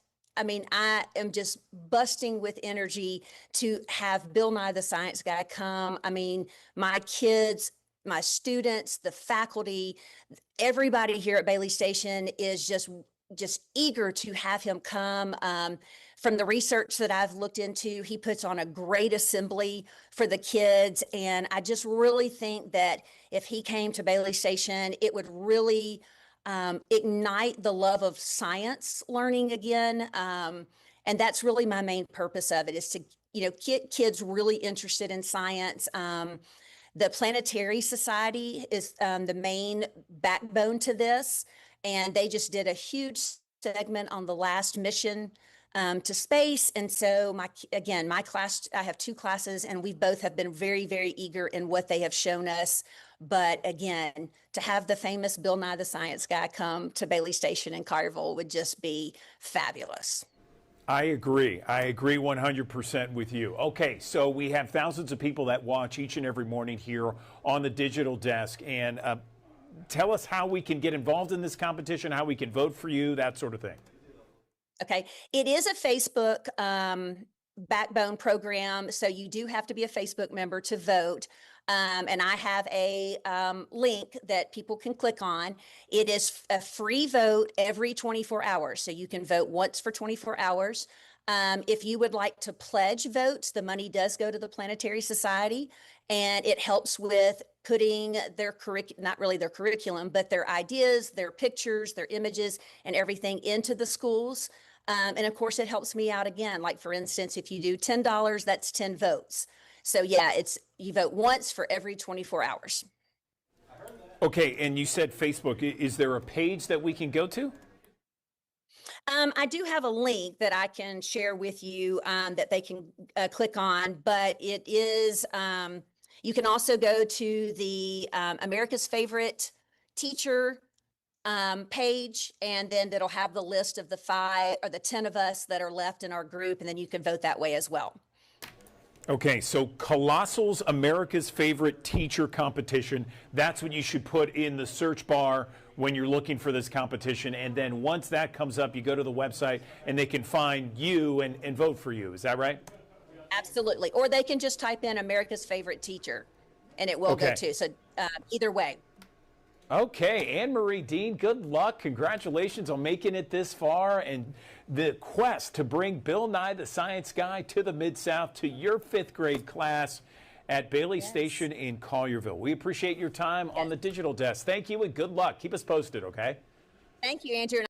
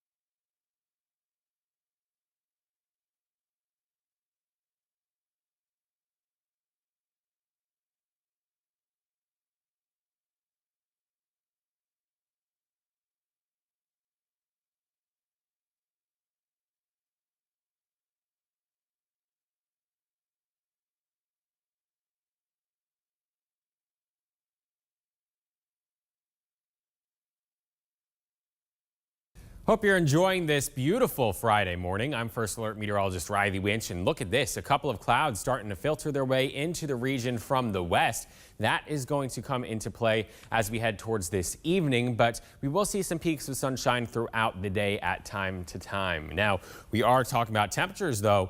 They're warming up. We have a wind out of the south right now, and it's going to pump in a lot of warm air and some moisture to the region, getting up to the 80s by noontime. We'll be in the upper 80s as we head between the hours of 3 and 5 p.m. later on today. And look at this. The Futurecast showing us we have a couple of those blue clear sky peaks, I guess you could call them, as we head throughout the morning. But look at this. As we head into the afternoon, kickstarting the weekend, a couple more clouds filter in. It'll be a sun cloud kind of blend with more overcast skies during periods overnight tonight. Now, I do expect temperatures to remain in the 80s, even past sunset for a couple hours before we do cool off into the 70s. But the 70s is where the low temperatures fall to as we head to the coolest part of Saturday morning. Then we're warming up from there, getting up into the mid 80s for highs. But because of the cloud cover, I think it keeps us out of the upper 80s tomorrow. Notice we are seeing today the partly cloudy skies making way for some mostly cloudy skies later on this evening. And that's kind of what it sticks around as for most of the day tomorrow, an overcast sky kind of day. Drought monitor that came out yesterday, improvements for Shelby County, Fayette County, and parts of Hardeman County. Just abnormally dry conditions, not necessarily in that drought category, but we are talking about that extreme drought continuing. Forest City up towards Harrisburg, Blytheville, Dyersburg, even in Clarksdale. Could use a little bit of rain out there. We do have the chance for rain coming back into play as we head in next week. This low pressure system is staying in place over parts of Kansas and Oklahoma. That brings in this southerly wind that continues this weekend, and it's going to be hot and humid as we head throughout the weekend. Look at this, getting into the middle 80s, I think, as we head into the day Saturday, Sunday. We could get to the upper 80s, but then we'll see a frontal system approach the region as we head in the early part of the week. It keeps it very hot and humid as we head into Monday. But look at this. Heading into Tuesday, that's when that frontal system starts to move through. I think it does bring some rainy periods to the forecast, so make sure to have the First Alert Weather app downloaded and the rain gear at least in your car for those days, Tuesday and Wednesday. Low rain chances as we head throughout the week. I do think the rain will come in a scattered form as we head into Tuesday and Wednesday. Most of us picking on some rainfall accumulation rather than not. And this is what that rainfall forecast looks like. And again, this is days out. It's going to fluctuate up and down over the next couple of days. But the current thinking is around half an inch for a good portion of the area is more than possible between Tuesday and Wednesday as we get some of this rain to move its way through. So it's going to stay humid today. Yesterday was in the pleasant category, but because of that southerly wind, we're pumping in some moisture to bring that humidity today into the weekend. It even gets muggy as we head into next week as we keep pumping in so much moisture, really, that eventually it's going to have to fall. And it looks like Tuesday and Wednesday, it does start to fall as rain. Now, temperature outlook, we're looking at above average temperatures even into the extended forecast, but we can see it's going to be really warm in areas like Florida all the way up the East Coast as the high pressure that's making us on the warm side right now is really going to center its way just off the East Coast. And we're on that far western side of it. However, we're... Good morning. Welcome back to the Action News 5 Digital Desk. Austin Drummonds is in court here in Lake County, Tennessee. He is the man accused of killing a family of 4 and also abandoning a baby about a year ago. Let's listen in for the latest. How about June 22, Mr. Huffman? Mr. Swift's that work for you as well, sir? Yes, sir. Will that be 1 o'clock? 1? Yes, I'm already here on Mr. James. Okay, great. And we'll either set or dispose that day, Yes, okay? sir. Yes, sir. Very good, thank you. Let's go ahead and, oh, he's here. I didn't know Mr. Drummond was in the courtroom. State versus Austin Drummond, 25 CR 11185. Have a number of matters to take up.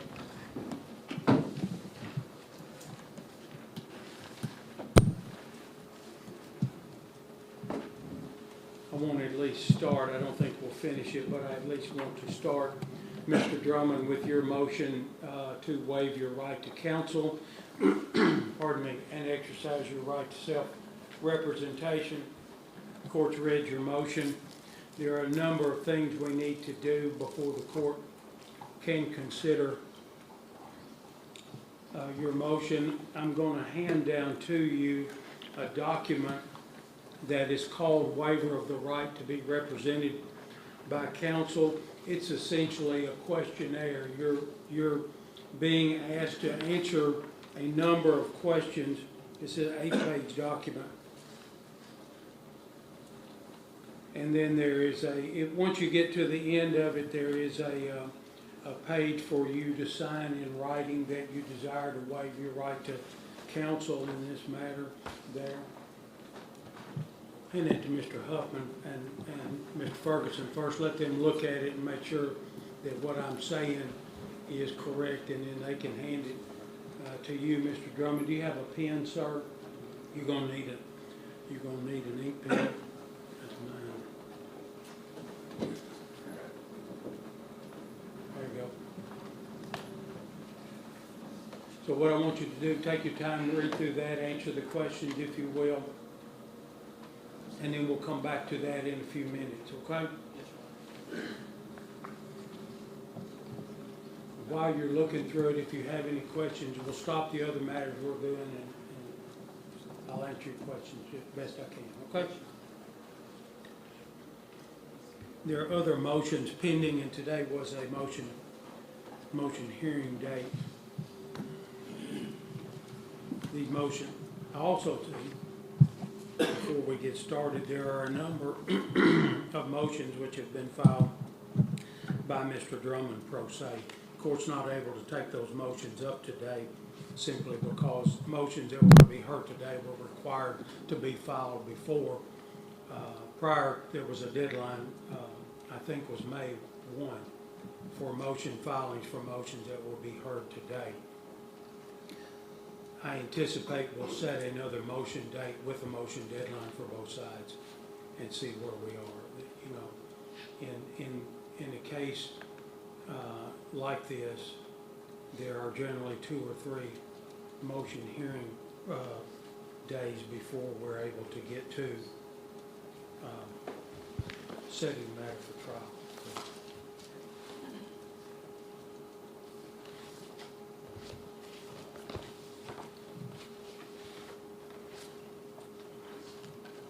You'll need a minute to go through that before you hand it off to Mr. Drummond.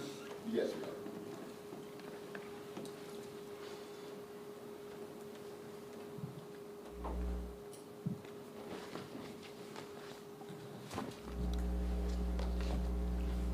I've revised the questionnaire a little bit in light of the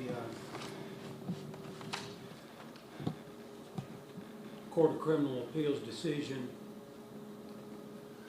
just a couple of weeks ago, actually 1 week ago, May 4, in State versus Christopher Feeder, that Henry County case at the Court of Criminal Appeals, decided that modified the procedure just a little bit for pro se representation.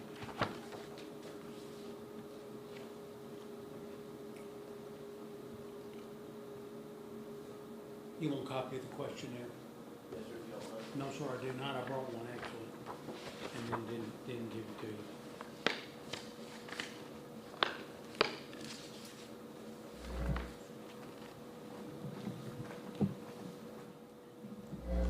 If you're just joining us here on Action News 5's Digital Desk, you are watching live coverage inside the courtroom of Lake County, Tennessee. Austin Drummond's in court, accused of killing 4 family members in Lake County and abandoning a baby. He wants now to represent himself.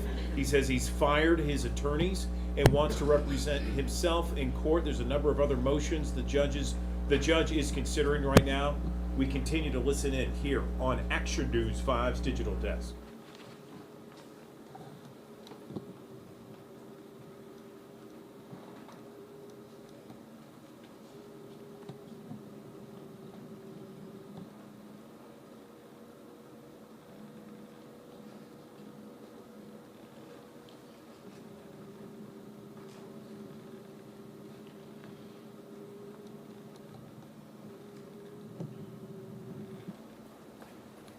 Again, our photographer is there inside the courtroom as the attorneys and the judge in this case in Lake County, Tennessee, review some of the documents that accused killer Austin Drummond filed in court right now. Let's listen in. Because it's a capital case, we suggest changing that question to a capital qualified jury. I'm happy for you to write it in, and that's a fair.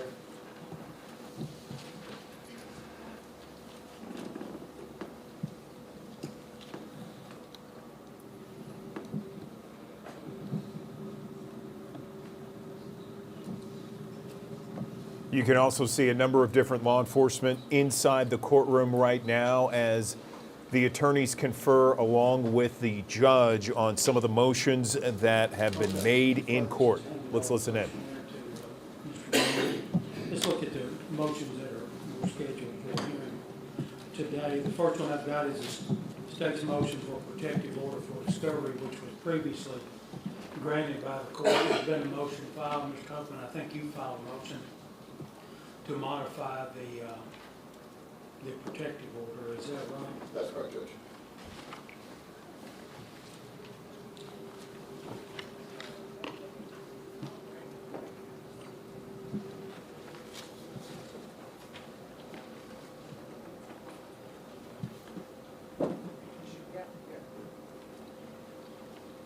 Do you have a proposal as to how that would work? Right now, Mr. Drummond does not get to keep a copy of the discovery because of the history of publicizing. Creates a lot of problems for the case. Number one, it creates a lot of unnecessary publicity. It is difficult for the families of the victims, and it's really interfering with the orderly process in this case. So how do you propose we modify that in order to not have a problem? Well, Your Honor, I think I've actually got the second motion, which is to review the statutory requirements to have him be remanded back to a local jail. They kind of go hand in hand. The biggest issue that we have right now is being able to effectively communicate and coordinate with Mr. Drummond. Where he's being housed now, it's extremely difficult to be able to even give him copies of discovery to review while we're there. Have Ms. Ferguson here, an investigator who's been there a couple times, and the issue that we have is the way TOC is allowing the in-person visitation is it's conducted through glass, and it's very difficult. Then we've got it controlled. Is she going to testify any differently from her affidavit? I don't think so, Judge. You've seen the affidavit? Yes. I've seen the affidavit as well. Yes. So that's presenting a big challenge. We are able to meet by Zoom, and we can do screen shares, but as far as being able to really have a meaningful opportunity to review that discovery, it's not feasible, especially with the Zoom timelines and the way we have to coordinate with staff. What is it about the Zoom that prevents you from speaking with him? Well, the Zooms are going to be limited in nature because they have to have a staff member, although not in the room, right outside of the room, as opposed to in the visitation area. And so they're limited in scope and length when it comes to visiting by Zoom. We are able to communicate with them, but it's in short bursts. Again, we can show him with screen shares, but that's going to be a very limited time frame for him to review the documents. And of course, he can't retain them to review them at any length. So that's bringing a very big, significant challenge, especially with the 6-minute right, to. And you think that would be fixed if you had better access to him? Is that what you're telling me? Absolutely, Judge. Absolutely. Even if he doesn't get to retain copies of the discovery? Yes, it would obviously be more advantageous if he could retain copies of the discovery.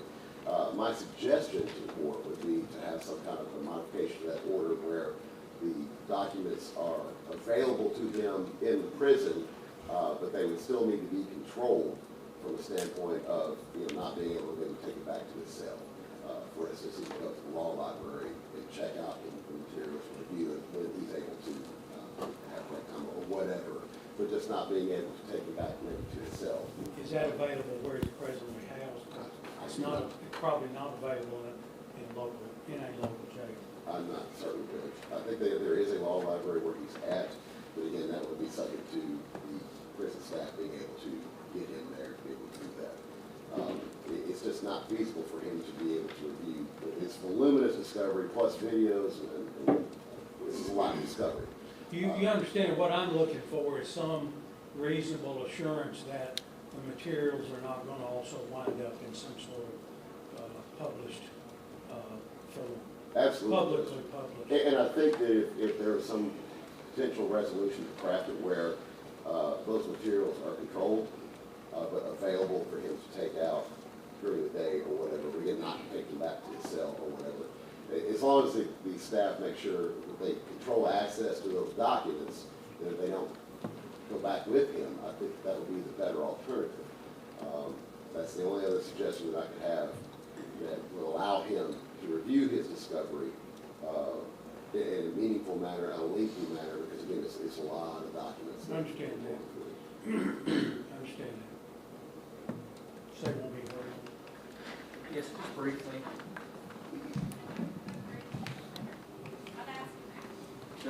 Our position really depends on what is available for him at Riverbend or wherever he's housed. Obviously, the state files a protective order, a request for protective order, and we want it to remain in place. Our concern is just like the courts, the availability of it to be published. So whatever possibilities there are at Riverbend that Mr. Buckman has talked about, whatever those are, that's kind of when the state would really know its position, what's publicly or what's available that staff can do to allow him to see his discovery, but also to make sure it just does not make it out on the internet. Well, we don't know that. I'd a whole lot preferred to know that information in order to make a decision on the motion to modify it. But it may well be worth looking into where we could put it on a checkout basis if the Department of Correction law library at whatever facility he may be at, he is able and available. Judge, I've had some good contacts with general counsel through the Department of Corrections. I don't mind starting an email chain with him and Mr. Huffman and Mr. Ferguson, and maybe we can find out what avenues they potentially have, and then we can present those to the court at a later time. I'm not trying to cut you off from putting the investigator on, however, if she's gonna testify consistently with her affidavit. That's what she testified to, Judge. I don't have the court. And I don't want to cut you out of the opportunity to cross-examine.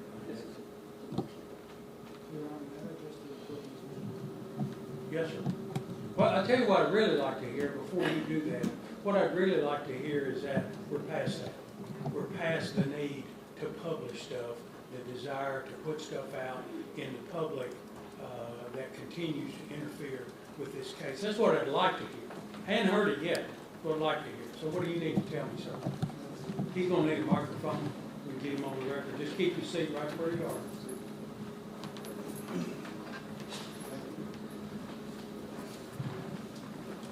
What do you need to tell me about that issue, sir?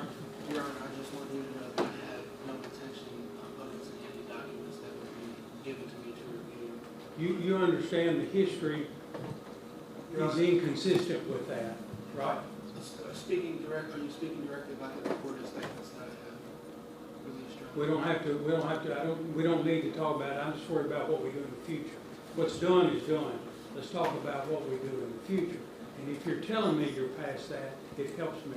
Yes, Your Honor, I have no intention of publishing. You understand that if the court modifies a protective order and something winds up being published out there, number one, I'm gonna find out about it. There are too many people following this matter. I'm gonna find out about it. And number two, it's gonna really cause you a problem. It's gonna delay getting your case tried, which means you're sitting in prison doing nothing. Okay, you understand how that, additionally, and based on history, some of this stuff isn't helpful to you. You know, okay? Yes. Your Honor. But thank you for telling me that. Anything else you need to tell me about it? Yes, just a suggestion. If Okay. there's any way to give it in order that I be furnished with some type of device or equipment to where I can review the documents digitally, I wouldn't need paper copies, but there would be no concern with that. Okay, thank you for asking me. It's a fair question. Yes, sir, please do. Now, the state's concern with that is, he's saying today that he will comply with the order. Right. You ordered him on more than one occasion not to violate a gag order, not to release any information on discovery, and he's continued to violate your order. And as a matter of fact, he has done that twice since he's been at Riverbend and has been written up twice for violating the order of the court. So the fact that he says he will not do that does not give us much comfort, because he said that before and has violated these same orders before. Well, I'd rather be hearing that than be hearing I'm gonna do what I wanna do. No, sir, I'm gonna let your lawyer respond. Right now, you're represented by lawyers. And I appreciate what you told me, but your lawyer is responsible for this part of this matter, sir. Any response? Judge, I understand the history of the case. Obviously, emotions are highly charged here. And given the history, I understand what why the court has concern and issued the gag order as well as protective order. But that being said, we really need to be able to communicate with him effectively, and he really needs to have a meaningful opportunity to review the discovery and participate in his defense and to work with us. How that has to happen, I understand the court's concerns with things getting out there. Mr. Drummond made a good suggestion. It's, because the documents we have are digital. We can give him paper copies. We can give the prison paper copies, but we can just as easily give him digital copies as well. I'm not sure whether I have the authority to order the Department of Correction to provide certain equipment. No, so I wasn't suggesting that. I was saying that if that is a potential, I think that will go a long way to alleviating the court's concerns. It's a lot easier to control a digital tablet or whatever than it is, thousands of documents, which is the alternative that we have. I see what you're saying. Yes, sir. What I think I'd like to do, General, is if you will, make your contact with the Department of Correction with the idea if an electronic device could be provided to a librarian or other person that's available for him to go and look at, in a meaningful way, and that's the whole idea here. Yes, and I think that that's Meaningful review. what we need to figure out is what are the facilities' capabilities. You're right. If we know that, now we'll be back here on the 26th on some other matters. There, maybe I don't know if you've got, if that's didn't give you a lot of time, does it? We're not going to be here on the 26th, Mr. Hayes and I, so. Hey. You all have beat you down already. Yeah, I'm sorry. Okay. Do you want to do it Monday? I don't know. Okay, so we're going to hold a motion till we have additional information about that. I don't know if you can do that before then, so we can at least. I don't know how. Yeah, I have everything down. No, we're going to deal with that separately.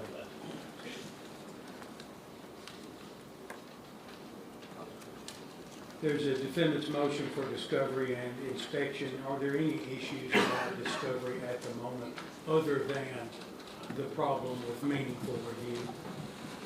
No, sir. I mean, we've been working with Bill Hayes on this, and as he's getting these documents, he's getting to us in a timely manner.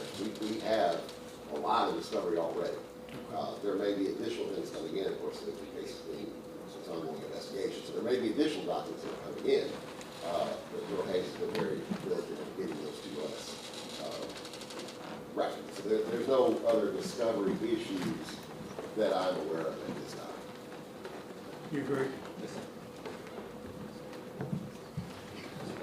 There's several pending lab reports still in the crime lab that we're waiting on, and a lot of reports still to be done by TBI that they're working very good. There's a defendant's motion for exculpatory material under Brady versus Maryland. Are there any disagreements at this moment about what might constitute Brady material? No, sir. In fact, I filed that motion initially. I know.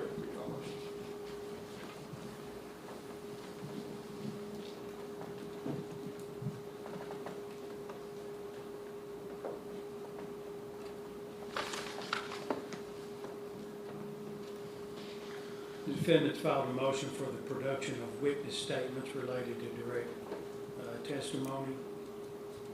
Looks like the state does not oppose that. Am I right about that? Yes, sir. Even though Rule 16 sub 2 does not require it, the state does not oppose that, Mr. Huffman. If you would like to draft an order which would grant that by consent. How do you want to do this? You want to keep going if he's still going when I'm supposed to shut off?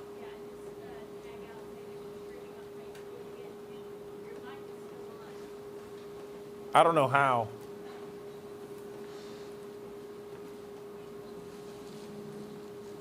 Motion for records of conviction. I have this one And up. as I understand it, the state does not oppose providing a copy of the records of Mr. Drummond, of his prior convictions, but it is opposed as to witnesses. Is that a fair way to summarize your position? Yes, sir. Is there any? Hey, when you submit a help Mr. ticket, Huffman, is there any you talk about authority mic for one the is state to provide you it's with got a buzzing sound in it. conviction records for witnesses? Judge, not until they take the stand, but of course that becomes relevant for cross-examination. It's just a motion to seek that information early, just to prevent any kind of delay at trial. What do you say about that?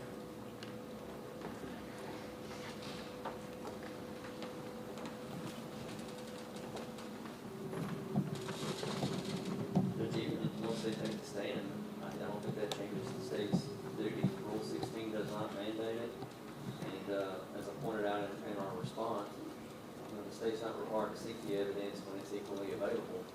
It's public records, they have as much access to it as we do. So I don't think it's anything that just because somebody takes the stand, we then have to turn over a conviction.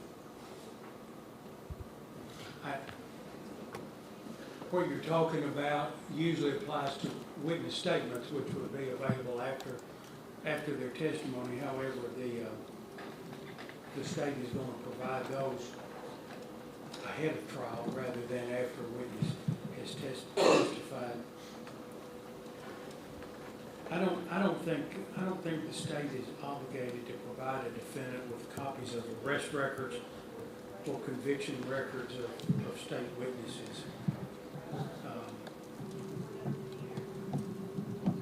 So the motion is going to be granted by consent as to the defendant, but denied as to state witnesses. Mr. Hayes, will you prepare an order?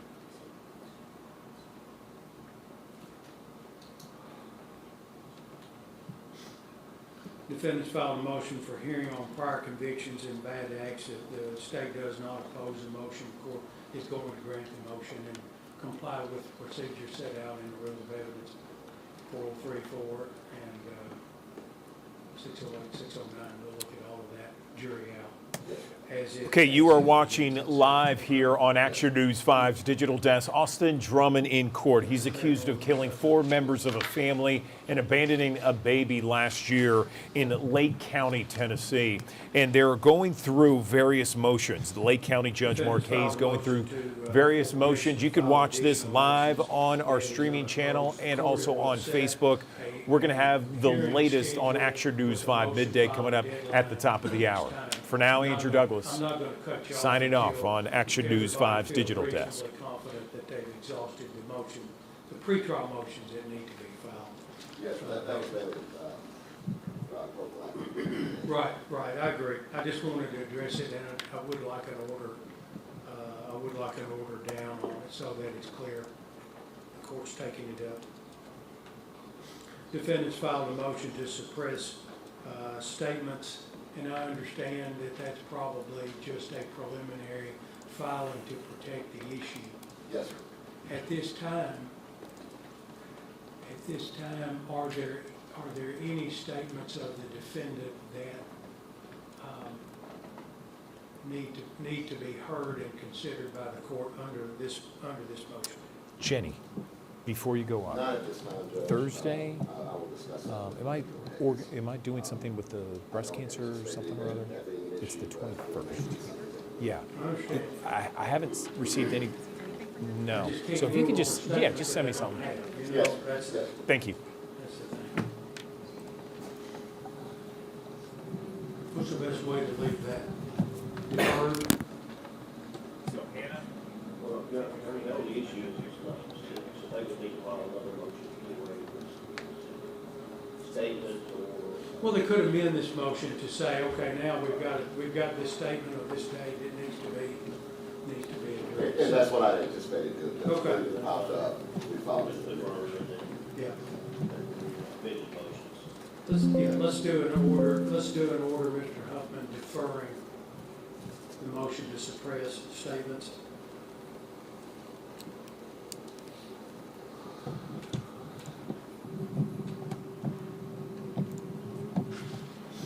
Defendants filed a motion to reveal any agreements with state witnesses. The state does not oppose it.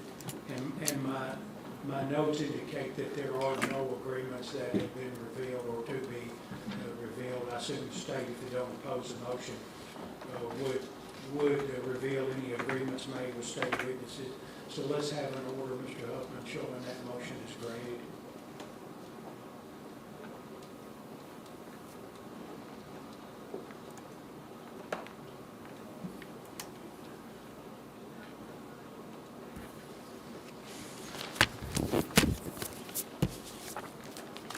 The defendants filed a motion for a change of venue. In this case, the state does not oppose the motion. Court intends to grant the motion. No alternate venue has been selected.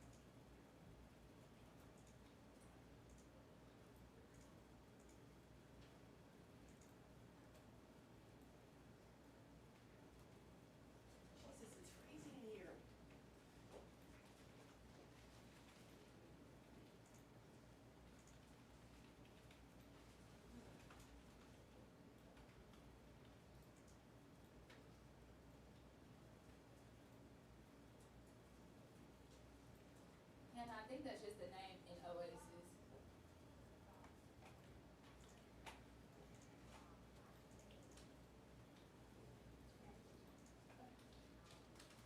Hey, Jeremy. Yes, sir. I don't know if you wanted, I haven't listened to all the things, but Tony talks about how Benny Thompson's, his is his first minority district, second to Benny Thompson's.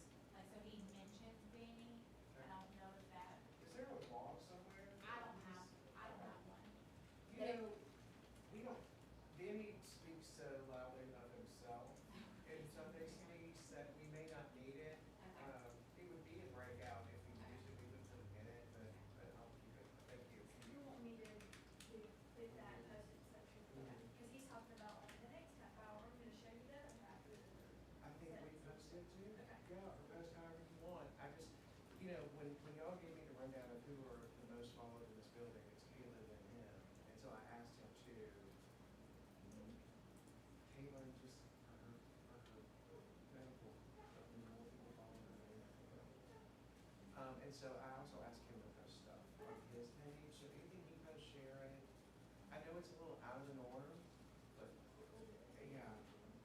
And then the Joe B. Yes, we shared that one. Because I don't really see him showing things in this house yet. I just see him interviewing.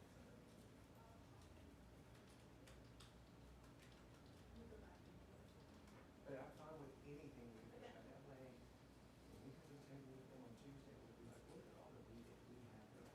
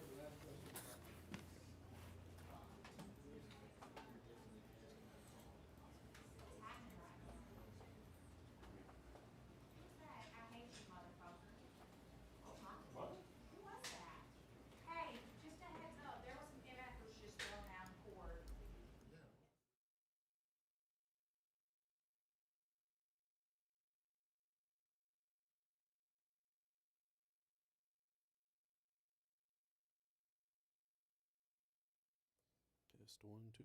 1, 2, 3, 4, 5. 1, 2, 3, 4, 5, 6.